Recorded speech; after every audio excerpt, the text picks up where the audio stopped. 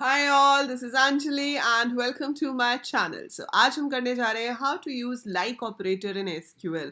So बहुत ही like मतलब बहुत ही अच्छा सा ऑपरेटर है like करने वाला और ये like को यूज़ करके आपको हेल्प करता है इन पैटर्न मैचिंग.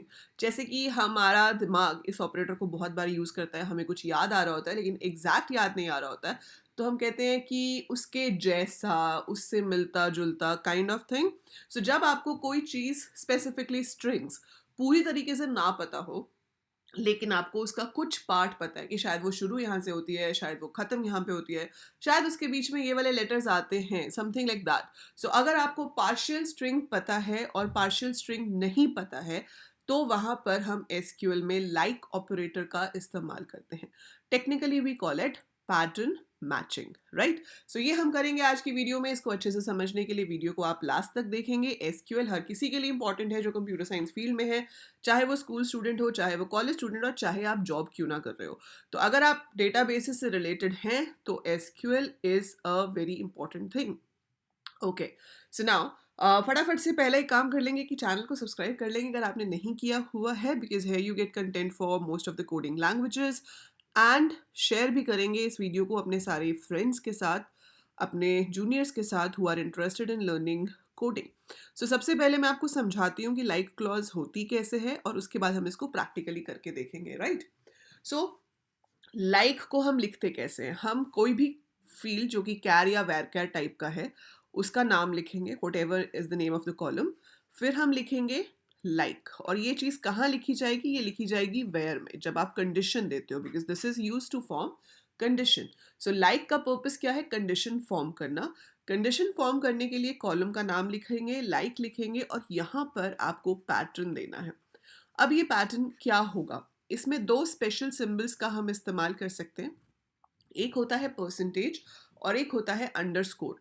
इन्हें वाइल्ड कैरेक्टर्स भी कहा जाता है. परसेंटेज का मतलब होता है जीरो और मोर अननोन कैरेक्टर्स. तो यू हैव सम कैरेक्टर्स, कितने हैं नहीं पता मुझे, आई डोंट नो, हो सकता है एक भी ना हो सकता है 3-4 हो सकता है 10-12 हो, कितने भी हो सकते हैं. So any number of unknown characters is represented by percentage sign. Underscore का जो सिंबल है आपके पास, जो आप शिफ्ट और हाइफन प्रेस करोगे तो आपके पास आता है, इसे हम यूज करते हैं to represent a single character. So it is used to represent a single character. तो सिंगल कैरेक्टर को आपको रिप्रेजेंट करना है तो आप अंडरस्कोर यूज करेंगे और इसका मतलब है कि एग्जैक्टली वन कैरेक्टर वहां पे होना ही चाहिए, ना एक से कम ना एक से ज्यादा, right. So that is underscore. So it represents exactly one unknown character. So exactly one unknown character. अब हम देखते हैं एग्जाम्पल के साथ ताकि हमें समझ आए कि ये सबका मतलब क्या है. अब जैसे आपको याद आ रहा है कि भाई किसी का नाम है और वो नाम जो है ए से शुरू होता है, ठीक है. You just remember that the name starts with A. तो आप क्या लिख सकते हो, आप लिख सकते हो नेम लाइक ए परसेंटेज. सो ए से शुरू होता है, उसके पीछे कितने भी लेटर्स हो सकते हैं तो वहां पर हम परसेंटेज लगा देंगे. सो अगर मुझे ये पता है कि भाई उसका नाम ए बी एच से शुरू होता है तो मैं लिख सकती हूँ name like A B H percentage, ठीक है. अब ए बी एच परसेंटेज से देखो कैसे नाम आएंगे, जैसे अगर उसमें कहीं अभिनव हुआ, अभिनंदन हुआ, है ना, अभिमन्यु हुआ. सो बेसिकली जो ए बी एच से शुरू होते हैं, अभय हो गया, राइट. सो ये नाम मैच करेंगे. लेकिन अगर मैंने सिर्फ ए परसेंटेज लिखा है तो उसमें अंजलि भी मैच होगा, आकर्ष भी मैच होगा, आदर्श भी मैच होगा और अभिमन्यु अभिमन्यु ये तो मैच होंगे ही ऑब्वियसली, क्योंकि ये सब ए से शुरू होते हैं. सो जो लेटर्स मुझे पता है, जो मुझे पता है कि फिक्स्ड हैं, उनको हम एज नॉर्मल कैरेक्टर्स लिखते हैं. जो नहीं पता है उनको हम या तो परसेंटेज से रिप्रेजेंट करते हैं या फिर अंडरस्कोर से. और वो इस चीज़ पे डिपेंड करता है कि आपके पास कितने लेटर्स हैं. जैसे मैं कहती हूँ कि कोई कोड था, अब मुझे वो कोड याद नहीं आ रहा, किसी प्रोडक्ट का कोड था, बट आई नो कि वो प्रोडक्ट कोड ना पी डी से शुरू होता है और उसके पीछे कोई 2 डिजिट्स है. Now the product code starts with the letter P D और उसके पीछे कोई 2 और कैरेक्टर्स हैं, मुझे वो 2 कैरेक्टर्स याद नहीं है, पर मुझे ये पक्का याद है कि वो 2 ही कैरेक्टर्स हैं। तो जब आपको ये तो पता है कि टोटल 4 कैरेक्टर्स ही हैं, जिसमें से पहले 2 कैरेक्टर्स तो पीडी थे, लेकिन अगले 2 कैरेक्टर्स क्या थे वो नहीं पता। तो वहाँ पर आप अंडरस्कोर का इस्तेमाल करेंगे, परसेंटेज का नहीं, क्योंकि पीडी अंडरस्कोर अंडरस्कोर किसके साथ मैच कर सकता है? पीडी E5 के साथ, PD06 के साथ, है ना, ये सब मैचिंग होंगे। लेकिन अगर PD7 हुआ तो मैच नहीं करेगा, अगर सिर्फ PD हुआ तो भी मैच नहीं करेगा, PDA हुआ तो भी मैच नहीं करेगा, PDAB हुआ तो मैच करेगा। तो ये मेक श्योर करेगा कि 2 बार अंडरस्कोर दिया है तो दोनों कैरेक्टर्स होने ज़रूरी हैं। लेकिन अगर इसकी जगह पर 2 अंडरस्कोर की जगह मैंने PD परसेंटेज दे दिया होता तो ये जितनी वैल्यूज मैंने लिखी हैं ये सारी की सारी उस केस में ट्रू आती। अगर यहाँ PD की जगह PD परसेंटेज होता तो ये सारी की सारी इसके लिए मैच हो जाती, क्योंकि परसेंटेज का मतलब होता है चाहे कोई भी ना हो कैरेक्टर, चाहे एक हो चाहे 2 हो, लेकिन 2 अंडरस्कोर का मतलब है एग्जैक्टली 2 लेटर्स होने ही चाहिए। ठीक है, आई होप आपको मतलब समझ आ रहा है अच्छे से। सो अगर मैं कहती हूँ कि नाम के पीछे ER है, so I can write like this, percentage ER means आगे कुछ भी हो सकता है, ठीक है, but the last 2 letters have to be ER, जैसे कि स्टार्टर,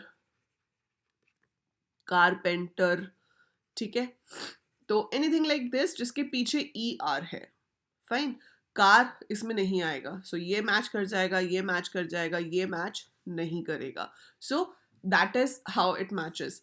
अब अगर मुझे आगे पीछे वाले कैरेक्टर्स की प्रॉब्लम नहीं है, मुझे बीच में याद, मतलब मुझे ये नहीं पता कि कहाँ पर है वो लेटर्स, बट कहीं पर है। जैसे एड्रेसेस दिए हुए हैं आपको, एड्रेस कुछ इस तरह से लिखे गए हैं 67D A ब्लॉक दिल्ली और फिर समथिंग समथिंग, तो नॉर्मल एड्रेस ऐसे ही होता है इतना बड़ा।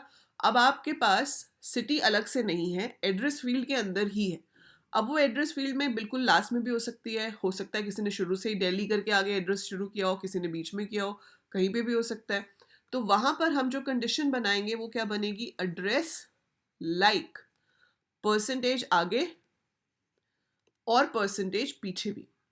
अब अगर ऐसे एड्रेस है ये भी मैच होगा क्योंकि दिल्ली बीच में आ रहा है, दिल्ली एंड में होगा तो भी मैच होगा, शुरू में होगा तो भी मैच होगा, क्योंकि परसेंटेज का मतलब होता है 0 और मोर अननोन कैरेक्टर्स। तो अगर कोई भी कैरेक्टर नहीं है स्टार्टिंग में, शुरू ही दिल्ली से हो गया तो भी मैच होगा, पीछे कोई और कैरेक्टर नहीं है, खत्म ही दिल्ली पे हो रहा है तो भी मैच होगा, बीच में कहीं पे भी दिल्ली आ जाए तो भी मैच होगा, right. So that is the purpose of percentage, समझ रहे हो।